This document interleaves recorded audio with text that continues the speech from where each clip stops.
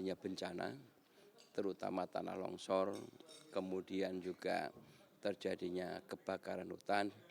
Ini karena sejak awal saya katakan di 5 tahun yang lalu saya pimpin Komisi 4 itu sudah menjelaskan dan meminta kepada pemerintah agar pemerintah betul-betul segera melakukan tugas fungsinya, menata kembali terhadap posisi kehutanan kita.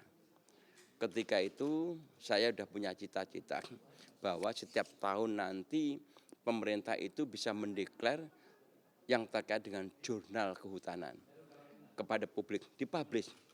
Nah, ini penting karena apa? Supaya masyarakat itu memahami tentang situasi kondisi kehutanan nasional kita sehingga kita tidak menjadi bulan-bulanan daripada negara-negara lain atau lembaga-lembaga NGO lain yang selalu mendiskreditkan bahwa akibat daripada kerusakan hutan, akibat daripada industri tertentu yang kemudian ini membawa dampak ekonomi yang baik dimatikan akibat seolah-olah kerusakan lingkungan itu akibat daripada kesalahan atau akibat daripada industri tertentu. Ini nggak boleh.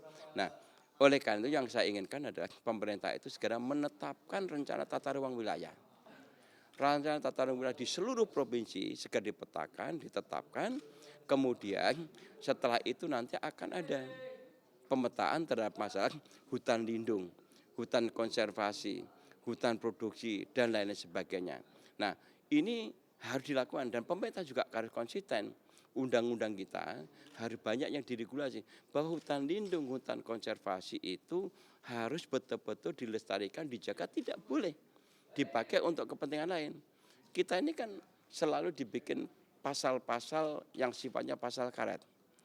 Undang yang hutan lindung yang harus dilindungi, ada pasal lagi mengatakan bahwa hutan lindung boleh dipakai untuk industri pertambangan dengan sistem pinjam pakai. Nah, kita belajar. Saya pernah melakukan kunjungan studi banding di Brasilia. Di Brasilia itu ada namanya Amazon. Amazon itu ada hutan lindung betul-betul dilindungi.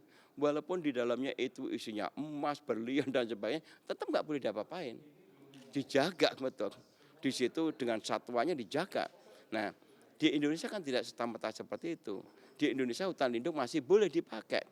Masih boleh dipinjam untuk kepentingan yang namanya tambang dan kemudian industri-industri lainnya. Nah, posisi itu yang kami inginkan. Oleh karena itu tata ruang itu menjadi kata kunci untuk melestarikan lingkungan karena hutan itu merupakan satu paru-paru dunia sebagai penyangga ekosistem. Begitu hutan kita rusak, maka semua sampai ke hilirnya juga. Karena rusaknya hutan di Indonesia sehingga bencana